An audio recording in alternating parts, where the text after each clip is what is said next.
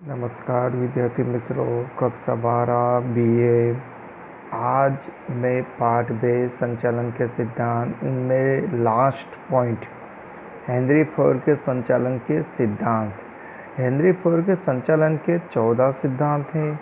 उनमें से एक स्टेप बाय स्टेप मैं आपको अलग अलग सिद्धांत समझाता हूँ। पहला सिद्धांत है श्रम विभाजन का सिद्धांत।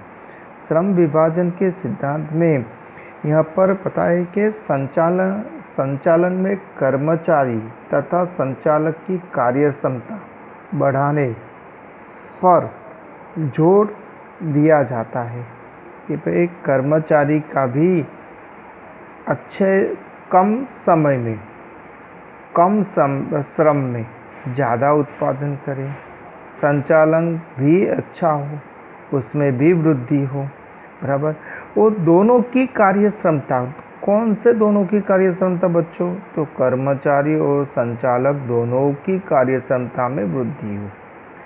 वृद्धि कब होती है बच्चों? कि जब श्रम विभाजन आवश्यक होता है तब। अब यहाँ पर श्रम विभाजन का विशिष्टीकरण संभव हो जाता है कि कौन से व्यक्ति को कौन सा काम करना है। बड़ा विशिष्टी रूप से उसका विशिष्टीकरण का क्या मिलता है? लाभ मिलता है।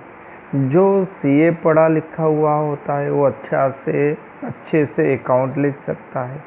जो बड़ा बिजनेस मैनेजमेंट का कोर्स किया है वो मैनेजमेंट का अच्छा कोर्स कर सकता है। कोई मार्केटिंग का है तो वो मार्केटिंग का काम अच्छा कर सकता है। तो सभी को अपनी विशिष्टता के अनुसार काम देना चाहिए। दूसरा पॉइंट, अधिकार और दायित्व का सिद्धांत। और अधिकार और दायित्व एक सिक्के के दो पहलू।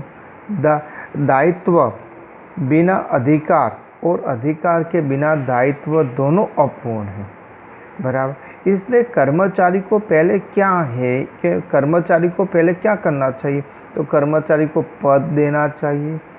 कि कौन सा पद देना? तो अपने ज्ञान के अनुसार पद देना चाहिए। तो पद, ज्ञान, योग्यता, अनुभव, नेतृत्व, कला, परिपक्वता आदि तत्वों को ध्यान में रखना चाहिए। इसके कारण कर्मचारी में उत्साह तो होता ही, पर लक्ष्य सहजता से प्राप्त होता है। तो बच्चों यहाँ पर क्या है कि भाई एक सिक्के के दो पहलू है। जब दायित्व के बिना अधिकार और अधिकार के बिना दायित्व दोनों कैसे होते? अपूर्ण होते हैं। जो सभी कर्मचारी के अंदर पद, ज्ञान, योग्यता, अनुभव, नेतृत्व, कला, परिपक्वता के अनुसार उनको काम दिया जाए तो काम कैसा हो जाता है? सरल हो जाता। अब बच्चों आया अनुशासन का सिद्धांत। अनुशासन तो सब जगह पर होता है। अनुशासन के बिना तो वातावरण सुमेलपूर्ण बनता ही नहीं। जहाँ नियम होते, जहाँ आचार संहिता होती है, वहाँ अनुशासन भी होना जरूरी है। अनुशासन होने के कारण काम सरलता रूप से क्या होता है? वृद्धि होता है। कर्मचारी के कार्य के प्रति आनंद धीरे धीरे क्या होने लगता है? बढ़ता रहता है। श्रमिकों को क्या मिलता है अनुशासन से? तो स्पष्ट और न्यायपूर्ण अनुबंध होता है। श्रमिकों को मालूम पड़ जाता है कि भाई मैं इतना घंटा काम करूँगा, मैंने ये गलती की है तो मेरा ये पगार कटने वाला है।